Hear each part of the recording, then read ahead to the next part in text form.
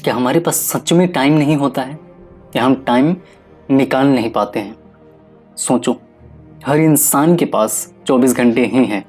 Jeff Bezos, Bill Gates या दुनिया में जितने भी अपने अपने फील्ड में सक्सेसफुल हैं या जो सक्सेसफुल नहीं हैं, उन सबके पास 24 घंटे ही हैं और हमारे पास भी 24 घंटे ही हैं। पर हम अपने टाइम का किस पर्पस पे, किस गोल पे यूज़ करते हैं, ये चीज़ एक इंसान को दूसरे इंसान से अलग बनाता है। हर इंसान के पास सेम टाइम है। हम किस चीज़ को सबसे ज़्यादा प्रायोरिटी देते हैं, हम अपना टाइम सबसे ज़्यादा किस चीज़ में लगाते हैं, ये हमारा फ्यूचर डिसाइड करता है कि अच्छा होगा या बुरा होगा। सब लोग बोलते हैं कि समय बर्बाद मत करो। क्या समय को सच में बर्बाद किया जा सकता है? ज़रा सोच के देखो, बिल्कुल भी नहीं। समय सदियों से चलता आया है और सदियों तक चलता रहेगा, चाहे हम रहें ना रहें। तो फिर समय बर्बाद करने से हमारा क्या मतलब है? टाइम मैनेजमेंट जो शब्द है ना, वो शब्द ही गलत है।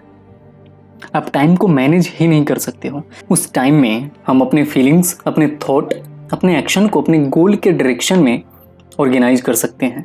जैसे कि आप एक स्टूडेंट हो तो आपका मेन प्रायोरिटी क्या होना चाहिए? पढ़ाई करना। पढ़ाई ना करके गेम खेलना, तफरी करना, गप्पे करना, ये सब भी ज़रूरी है, बट इन सब से ऊपर अपने पढ़ाई को, अपने काम को रखना चाहिए। पर ज़्यादा प्रायोरिटी हम गेम्स को देते हैं, सोशल मीडिया को देते हैं, और जब एग्ज़ाम नज़दीक आता है तो लगता है कि कुछ पढ़ के ही नहीं हुआ है, और फिर आपको महसूस होता है कि पूरा साल वेस्ट हो गया, पूरा साल बर्बाद कर दिया। आपने पूरा साल बर्बाद नहीं किया, पूरा साल अपने एनर्जी को किसी और चीज़ में बर्बाद किया। फिर ऐसा महसूस होने लगता है कि काश मैं पढ़ लिया होता, टाइम का यूज़ कर लिया होता। इसे हम समझने की कोशिश करते हैं कि ऐसा क्यों होता है। हम समय का सही यूज़ क्यों नहीं कर पाते हैं? क्योंकि हम खुद को ऑर्गेनाइज नहीं रख पाते हैं उस पर्टिकुलर टाइम में। हम कॉन्शियस नहीं रह पाते हैं, और जब आप कॉन्शियस नहीं रहोगे तो वही करोगे जो आपको सबकॉन्शियस माइंड कहेगा, और आपका सबकॉन्शियस माइंड आपके आदतों के आधार पे, पहले के विचार के आधार पर ही डिसीजन लेता है। जो एक्टिविटी आपके आदतों में शुमार है, आप वही करते हो बार बार। पर क्या हम इसे ठीक कर सकते हैं? क्या हम अपने एक्शन को बदल सकते हैं? बिल्कुल बदल सकते हैं, पर उसके लिए ज़रूरत है कॉन्शियस होकर सोचने की, कॉन्शियस होकर प्रायोरिटीज सेट करने की।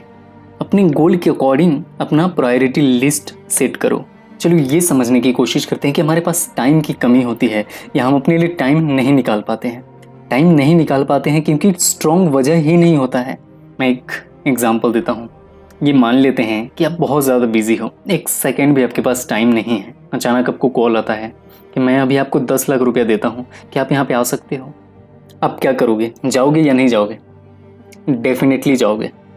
पर आप कैसे जाओगे? आपके पास तो टाइम ही नहीं था, पर फिर भी जाओगे क्योंकि जो आप अभी कर रहे थे उससे ज़्यादा वहाँ पे जाना इम्पोर्टेंट है।